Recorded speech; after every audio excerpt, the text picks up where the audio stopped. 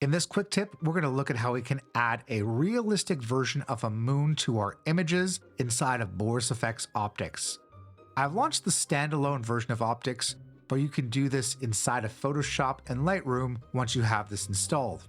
I'm going to head to the render category, and the effect that I'm looking for is S_Luna. This actually comes from Boris FX Sapphire. Once I click on it, a moon is added to the scene. And on the bottom left-hand side, we have a series of moon presets that we can access. I'm going to choose the blood moon and then use the on-screen controls to reposition this, not to mention rescale this to where I want it in place within the scene. If I draw your attention to the right-hand side, here are the parameters. I'm going to switch the mode to Luna date, and let's select Halloween in the year 2024. So I'll type in that in the year, month, and day field. Let's set the hour to be 10 o'clock with a GMT offset of -4. To integrate this in the scene a little bit better, we're going to use Optics EZMask feature. With the S-Luna layer selected, I'll click on the Add Mask button and add an EZMask. Temporarily, your moon will disappear, and let's start to paint on areas where we want to see the moon. So I'll click on the right square bracket in order to increase the size of my brush, and just start to draw green paint strokes around this gray area here.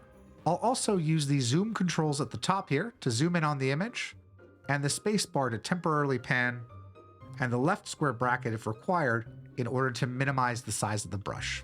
Once satisfied with the foreground, we can actually switch our EZMask tool over to Paint Background.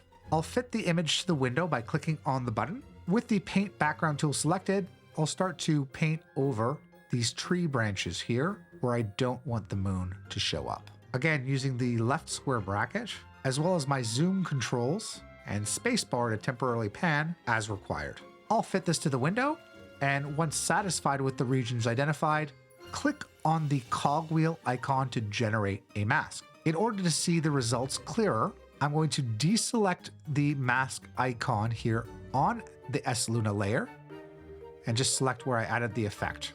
If required, you can also turn off the on-screen controls to see that clearer as well. And if I select the mask again, zoom in, and pan, with my on-screen controls on, I can identify further sections where I don't want this moon to show up, and simply click on that cogwheel icon to regenerate.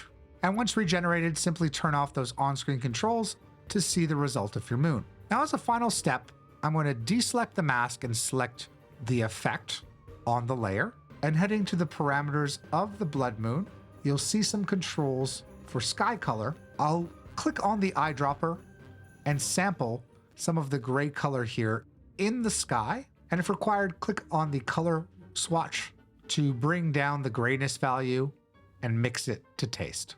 And that's how easy it is to add a realistic moon inside of Optics using S-Luna. Keep in mind, this is also available inside of Boris FX's Sapphire on moving imagery. For more tips and tricks just like this, don't forget to subscribe.